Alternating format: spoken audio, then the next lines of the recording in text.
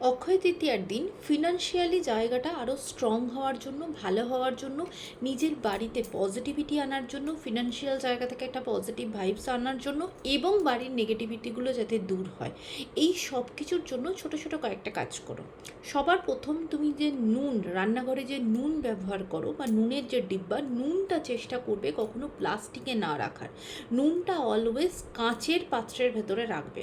নতুন কাঁচের পাত্র সেদিন কিনে নিতে পারো তুমি, বা তোমার কাছে পুরনো কোনো থাকলে সেটা খুব ভালো করে ধুয়ে মুছে তার ভেতরে নুন রাখো। যে নুনটা তুমি ওই দিন কিনছো, সেদিন থেকে ধরো ব্যবহার করছো, সেই নুনটা ওখানে রাখলে, এবং এই নুনের ভেতর দুটো ফুলওলা লবঙ্গ রেখে দেবে, 1 নম্বর। 2 নম্বর হচ্ছে তোমার চালের যে ডাব্বা, চালের যে কৌটো যেখানে চাল রাখি আমরা, সেই ডাব্বার ভেতরে দুটো হলুদের গাঁট সেখানে রাখো।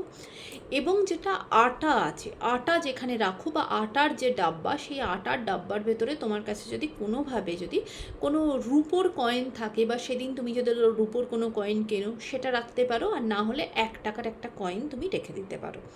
এর সঙ্গে চিনির যে ডাব্বা, যেটা সেই চিনির ডাব্বার ভেতরে একটা লম্বা করে বেশ বড় দেখে একটা ভালো তুমি দারচিনির একটা স্টিক তার ভেতর ঢুকিয়ে রাখো। এই ছোট্ট 4টে কাজ করা স্টার্ট করো, বা এই দিন অবশ্যই করো।